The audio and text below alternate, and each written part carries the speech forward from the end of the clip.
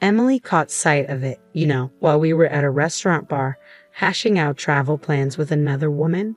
Oh, I could see the realization dawning on her face. Yet even when confronted with evidence of his infidelity, my husband Donald refused to drop his defiant demeanor. In an instant, the foundation we'd meticulously built over 15 years crumbled. In this modern era, I found myself relegated to the role of a full-time homemaker, residing with his parents just as we had done year after year. Sacrificing the job I cherished at a publishing company where I once found fulfillment, I now spent my days shuttling between hospital visits with my parents and orchestrating meals to fit everyone's schedules. My existence mirrored that of a glorified housemaid, devoid of personal time. The only sanctuary I could claim was within the confines of our bedroom. Despite the spaciousness of our abode, I felt suffocated by the demands of this life. Yet I had chosen it willingly, driven by the desire to be by my husband's side. The thought of leaving never once crossed my mind. So when my adulterous husband nonchalantly suggested divorce, I found myself speechless, more dumbfounded than enraged. This is the tale of Sophie Johnson, turning 40 this year, bidding adieu to the husband with whom she'd shared 15 years, and embarking on a journey to rebuild her life from scratch. It all commenced 2 months prior, on the 25th, a date earmarked as payday for him, toiling away at an electronics manufacturer. Typically, his earnings would find their way into our joint account from which I managed our monthly expenses, doling out an allowance to him. However, on that fateful day, his salary failed to materialize in our shared coffers. I brushed it off initially, attributing the anomaly to a mere glitch. Yet upon his return home that evening, I broached the subject with him, only to discover that he had redirected his earnings to a personal account. "But what about our bills?" I implored, bewildered by this sudden deviation from our established routine. He shrugged off my concerns with casual indifference, assuring me that he would cover whatever expenses arose. His back turned to me, he proceeded to undress, a tangible barrier erected between us. Questions swirled within my mind. Why the secrecy? Why the sudden distrust? In our decade and a half together, we had never encountered such a breach of transparency. We had diligently saved in our joint account, rendering any delays inconsequential. Yet here we were, grappling with a rift born of financial autonomy. As I attempted to reconcile his actions with our shared history, he lashed out, his words dripping with disdain. "It's my hard-earned money," he spat, dismissing my concerns as unwarranted reproach. In the ensuing weeks, our discord intensified. His nocturnal absences grew more frequent, his excuses increasingly flimsy.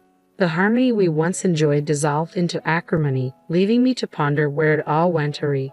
As the days stretched into weeks, I found myself shouldering the blame, questioning my own inadequacies. How had a seemingly innocuous incident spiraled into such profound estrangement?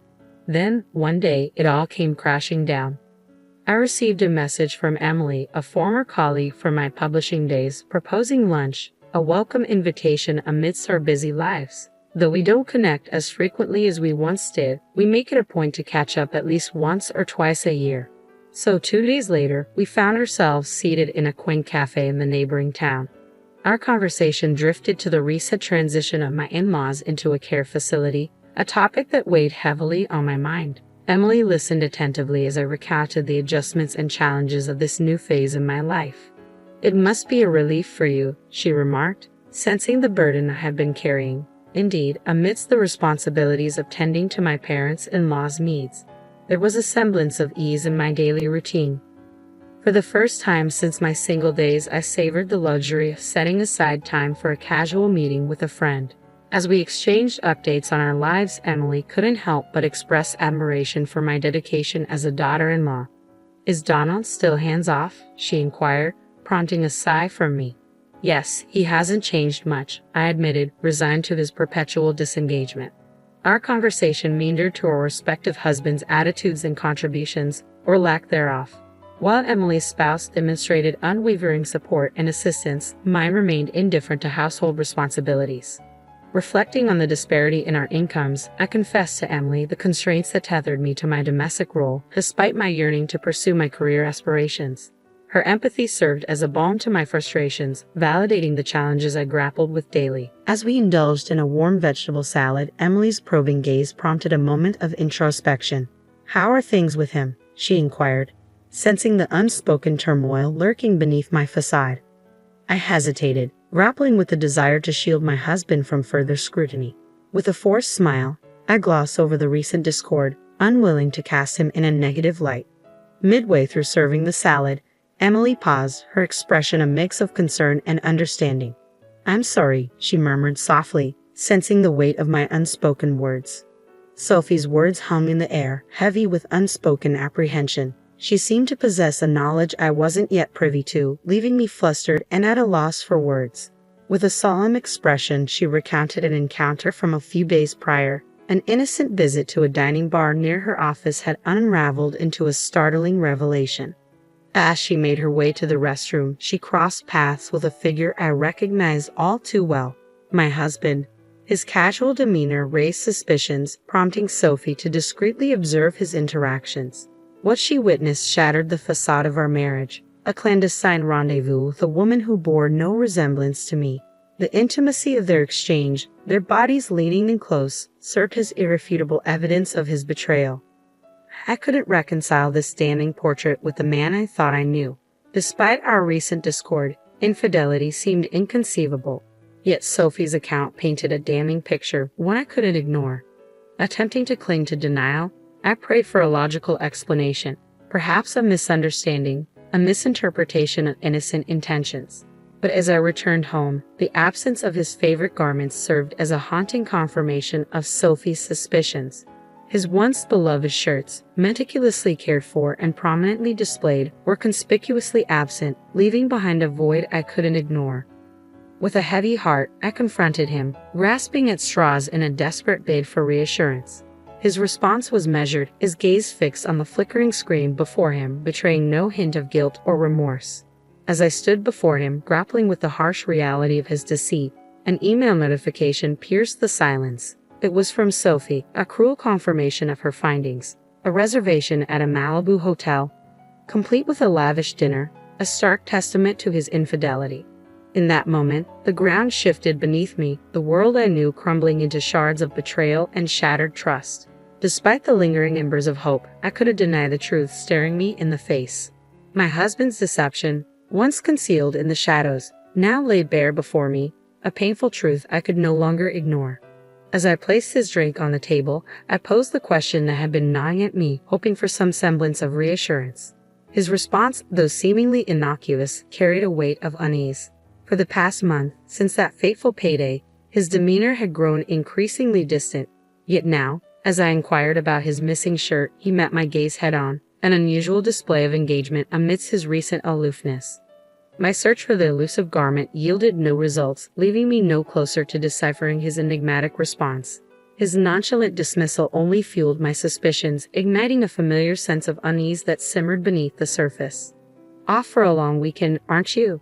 I ventured, unable to shake the nagging doubt that plagued my thoughts. His vague response only deepened my skepticism, casting doubt on the veracity of his words. As memories of Emily's ominous warning resurfaced, the pieces of a troubling puzzle began to coalesce. The mention of Malibu, the allure of a prime-grade steak, all too familiar now, like the echoes of a foretold prophecy.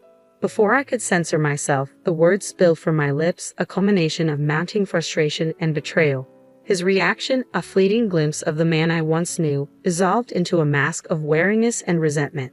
In the ensuing silence, punctuated only by the hum of the computer, I found myself engulfed in a maelstrom of emotions. His accusatory gaze bore into me, a reflection of the simmering tension that lingered between us. Rummaging through our room in a desperate bid for answers, I grappled with the painful realization that some truths were too painful to confront. Despite my efforts, the evidence remained elusive, flipping through my fingers like grains of sand. As his words hung heavy in the air, I couldn't help but wonder, what else lay hidden, leaving me grappling with the stark reality unfolding before me. In moments like these, I expected him to stumble over his words, to offer feeble excuses in a futile attempt to salvage what remained of our fractured trust. But instead, his response was callous, his demeanor unyielding as he met my disbelief with defiant silence. "What's the point?" he retorted, his words laced with contempt, leaving me reeling in disbelief. As he hurled accusations my way, I felt the weight of his words like a physical blow, my head throbbing with the strain of it all. And then, with chilling indifference, he uttered those damning words, "I'm okay with getting a divorce." In an instant, the facade of our marriage crumbled, leaving behind a bitter taste of betrayal. From that day forward, he treated me with a cold indifference, his indifference a cruel reminder of the chasm that had formed between us. As he brazenly communicated with his paramour in my presence, I couldn't help but wonder, was this the man I had devoted myself to for the past 15 years? As the long weekend approached, I found myself thrust into a world of deceit and betrayal, bearing witness to his infidelity in silence. Emily, my steadfast confidant, urged me to gather evidence of his transgressions, her fury mirroring my own. Together, we watched as he lavished attention upon his mistress, a vision of youth and ire. With each tender caress, each whispered promise, my heart shattered anew, the realization of his betrayal cutting deeper than I ever thought possible. As Emily captured the damning evidence on film, I couldn't help but wonder, was this the man I had pledged my life to? The truth, once concealed beneath layers of denial, now lay bare before me, leaving me to grapple with the harsh reality of his deceit. I left promptly, my heart heavy with each step as I trailed behind them, capturing their every move with my phone camera. From the moment he picked her up outside her apartment to their leisurely stroll arm in arm along Monterey Bay, I documented their every interaction, each click of the shutter accompanied by a pang of sadness. Despite the ache in my chest, I couldn't bring myself to shed a tear. Instead, I found myself transfixed by the sight of his joyful expression, a stark contrast to the turmoil raging within me. This was my day, a day tainted by betrayal and heartache. As they disappeared into the hotel, I grappled with a flood of emotions. Was this all a waste? Had I squandered 15 years of my life on a lie? If only I had known, if only I had the strength to walk away sooner. But hindsight offered little solace as I faced the harsh reality of my crumbling marriage. In the silence that followed, Emily's voice cut through the turmoil, her sudden energy a stark contrast to my despair. With each call she made, each meticulous arrangement she orchestrated, I felt a glimmer of hope amidst the chaos. Within hours, my life was packed into cardboard boxes, the familiar surroundings of our home transformed into a blur of activity. Emily's efficiency was nothing short of astounding as she coordinated every detail with precision. As we settled into her temporary abode, I couldn't help but marvel at her resourcefulness. From arranging legal counsel to overseeing the logistics of our move, she spared no effort in ensuring my well-being. Yet, as the reality of my situation sank in, a sense of unease lingered. The cost of this upheaval, both financial and emotional, weighed heavily on my mind. Despite Emily's assurances, I couldn't shake the fear of what lay ahead. But as I glanced around the half-empty room, a flicker of determination ignited within me. Whatever the cost, whatever the challenges that lay ahead, I was resolved to reclaim my life. With Emily by my side, I took solace in the knowledge that I wasn't facing this journey alone. I made these decisions without consulting him, knowing full well that he would be furious upon his return from his trip. As our relationship continued to deteriorate, I sank into a deep depression, grappling with the weight of my choices. It was then that Emily's reassuring slap on my back jolted me from my despair. Being a homemaker is a respectable job, she reminded me, her words a balm to my wounded spirit. The money you've saved from being frugal is yours, and it's his fault. He promised to transfer the necessary funds after all. Let him foot the bill for your independence. Her words struck a chord within me, stirring a newfound sense of resolve. With one last glance around the house we had shared for 15 years, I felt a surge of determination wash over me. Perhaps I had underestimated my own strength all along. With Emily's unwavering support, I embraced the next chapter of my life with newfound courage. As I left the familiar confines of our home behind, I couldn't help but marvel at the transformation that had taken place within me. On the last day of the long weekend, I made the decision to sever ties with my husband once and for all. With trembling hands, I answered his call, steeling myself for the confrontation that lay ahead. "You said you were okay with a divorce, right?" I stated firmly, refusing to back down in the face of his protests. "Well, I'm divorcing you, and I expect you to cover the costs of my living expenses." His angry retort only fueled my determination as I hung up the phone, cutting off his attempts at reconciliation. It was a moment of liberation, a final act of defiance against years of subjugation. In the months that followed, I navigated the complexities of divorce with Emily's guidance, securing alimony and living expenses to support my newfound independence. Despite the uncertainty that lay ahead, I found solace in the knowledge that I was finally free. With Emily's encouragement, I embraced a new career as a writer, drawing upon my years of experience as a homemaker to share my insights with others. It was a fresh start, a chance to reclaim my identity and forge a path of my own. Yet amidst the flurry of new beginnings, a surprising phone call from my mother-in-law offered an unexpected sense of closure. Her words of gratitude and acceptance reaffirmed my belief that those 15 years were not wasted, that every hardship had led me to this moment of liberation. As I wiped away tears of gratitude, I embraced the newfound sense of peace that washed over me. It was a testament to the resilience of the human spirit, a reminder that even in the darkest of times, there is always hope for a brighter tomorrow.